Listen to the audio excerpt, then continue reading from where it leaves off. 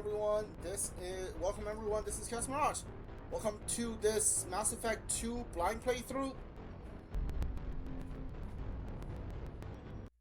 So I have played Mass Effect 1 on this channel before, and I never played 2 or 3.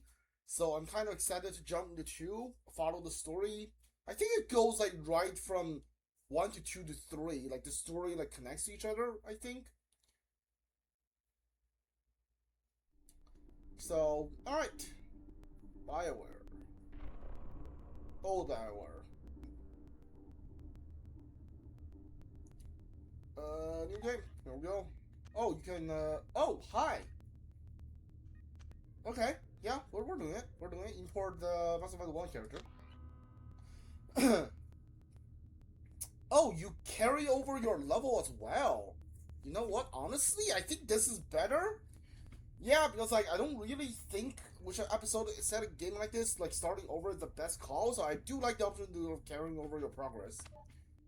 Unless the game like actually has a plot of you losing everything, I think carrying progress on like this is a better idea.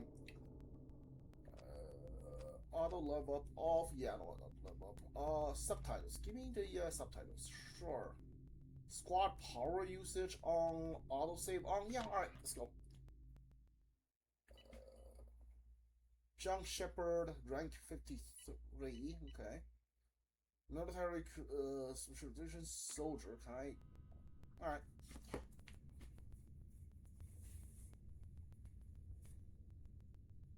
I know he's probably going to be OP, but you could scale up the enemy difficulties. Or just let him be OP. I mean, why not?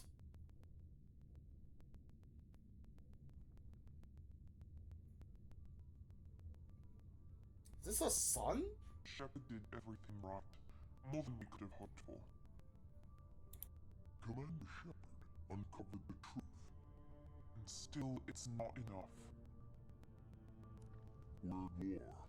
No one wants to admit it, but humanity is under attack. But they're sending him to fight Geth. Geth. We both know they're not the real threat. The Reapers are still out there. And it's up to us to stop them. The Council will never trust Cerberus. They'll never accept our help, even after everything humanity has accomplished. But Shepard, they'll follow him. He's a hero, a bloody icon. But he's just one man. If we lose Shepard, humanity might well follow. Then see to it that we don't lose him.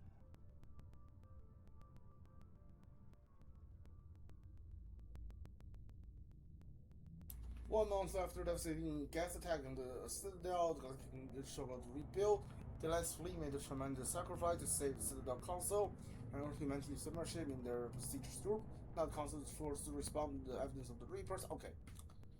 Sure. That's not entirely too fast. Cerberus is the group where like they're a human group where they have been like a they turned themselves into like cyborgs, I think. Mostly is what the Cerberus is. They're like a minor group in one. Emission 6 active. Board is green, we are running silent. We're wasting our time. 4 days searching up and down this sector and we haven't found any sign of Geth activity. 3 ships went missing here in the past month. Something happened to them. My money's on slavers. The Terminus system is crawling with them. Picking up something on a long-range scanner. Unidentified vessel. Looks like a cruiser. Doesn't mention any known signatures. Cruiser is changing course. Now on intercept trajectory. Can't be. Stealth systems are engaged.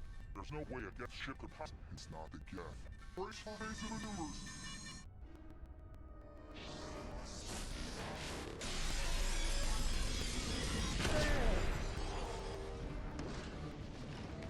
Presley! Commander barriers out. Multiple hold bridges. Weapons offline. Somebody get the fire up.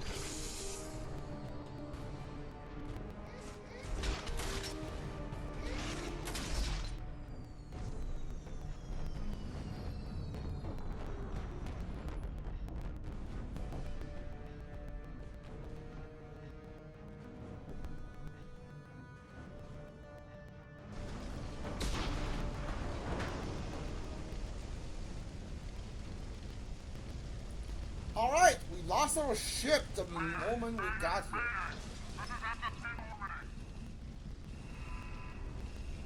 We lost our ship the second we got here.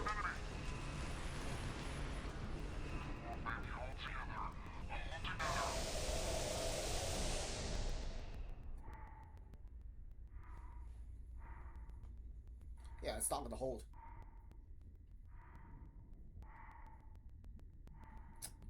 It's been 5 minutes since we started. We lost our ship.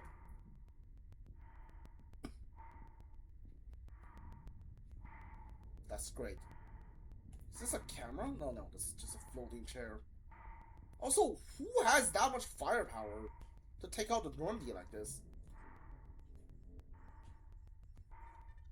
Come on, Joker. We have to get out of here. No, I won't abandon the Normandy. I can still save her. The Normandy's dead. Just like us, we don't get the hell out of here. No, we just have to... Oh no.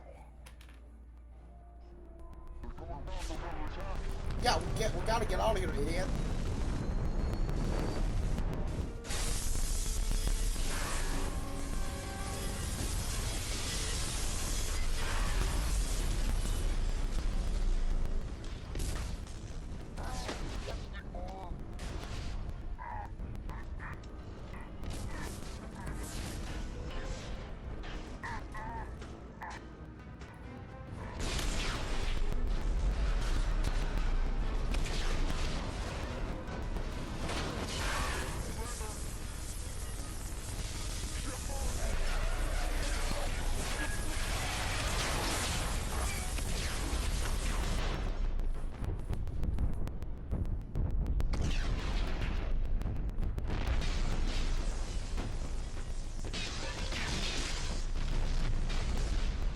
Yeah, like this Normandy is like humanity's like best ship, and it's like it's not that like bad in considering like the galactic scale either.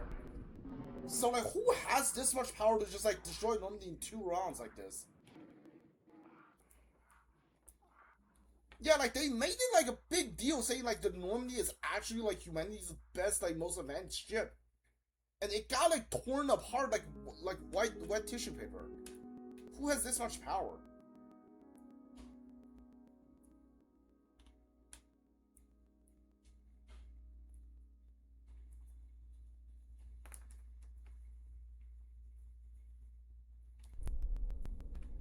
Okay, well, he's dead. Game over.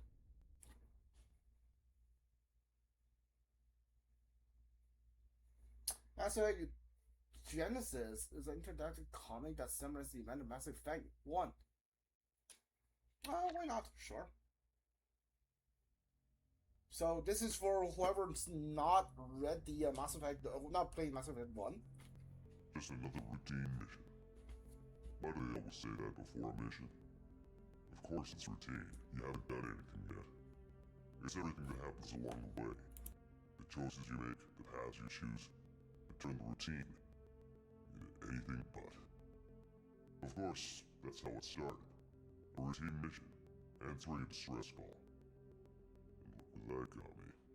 We were testing up the Normandy, Captain Anderson's new ship, when the distress call came in.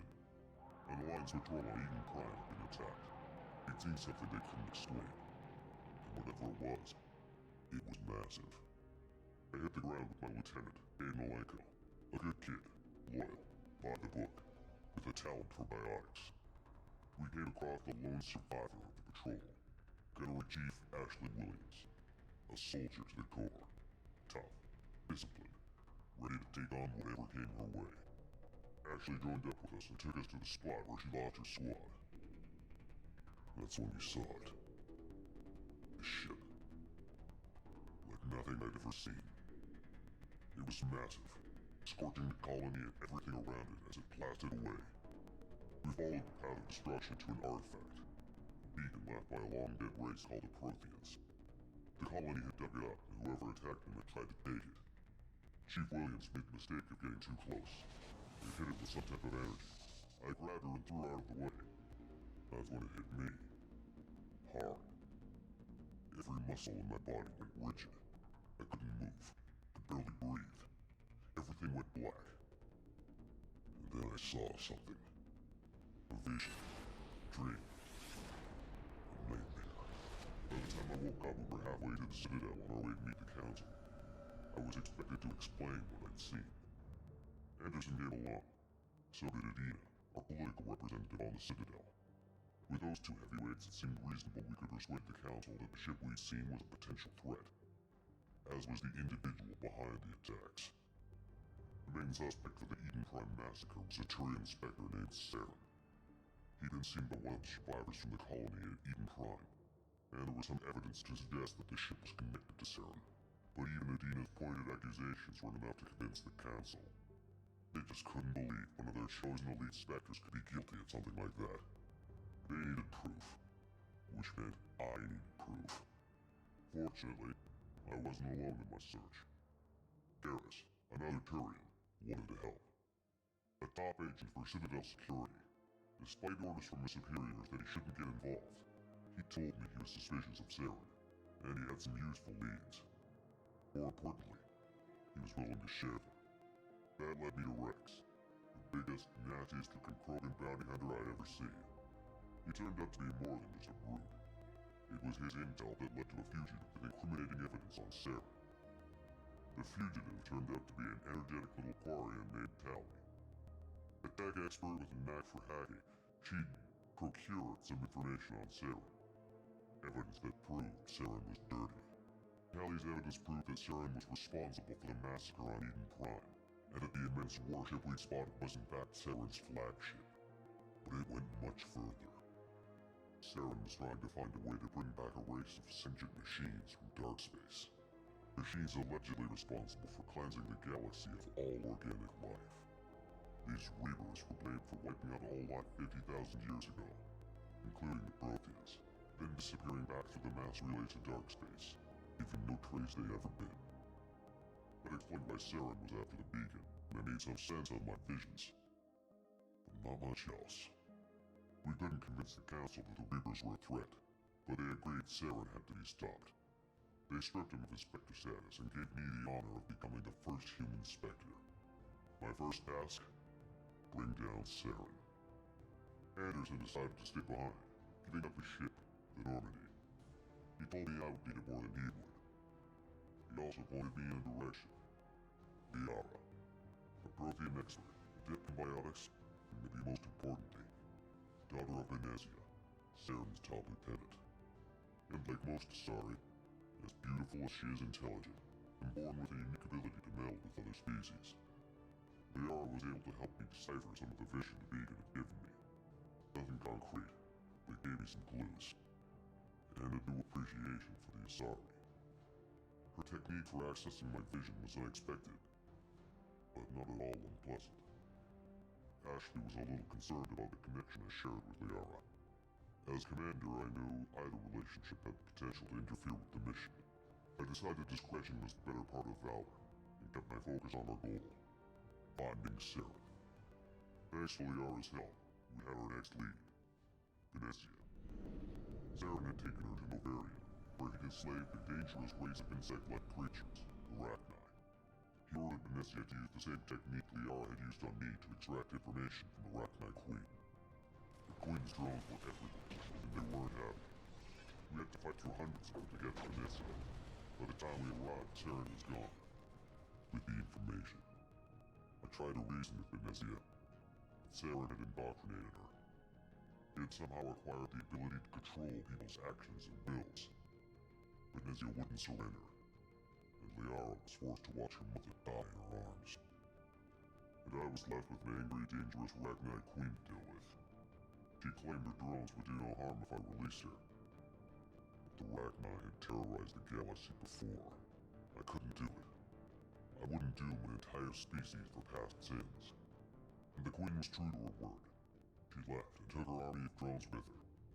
With Saren's top lieutenant dead, he was quickly running out of time and places to hide. I tracked him down at his base on Vermire, but we soon learned it was more than a base of operations. It was a breeding ground. Saren was breeding an army of Krogan.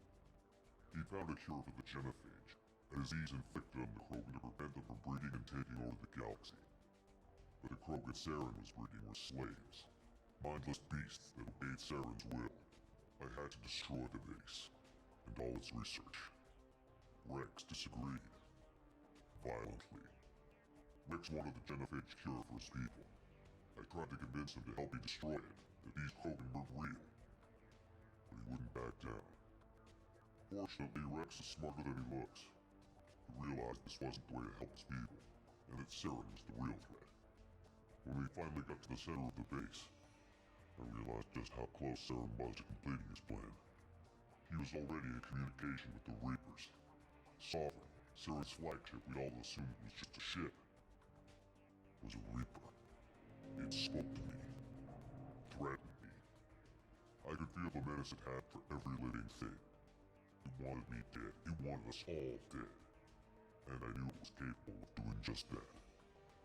What I couldn't understand was why Saren would help it. But there was no time to think about it. Sovereign knew where we were.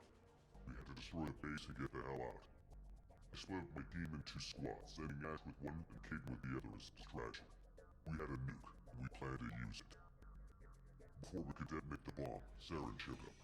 We fought. I stalled him to make time for my team. And in talking to him, I realized the truth. It wasn't Saren who was indoctrinating everyone. It was Sovereign. The Reaper. And Saren was in deeper than all of them. He tried to convince me he was still in control. Said he found a way to reduce the Reaper's influence, but he was kidding himself.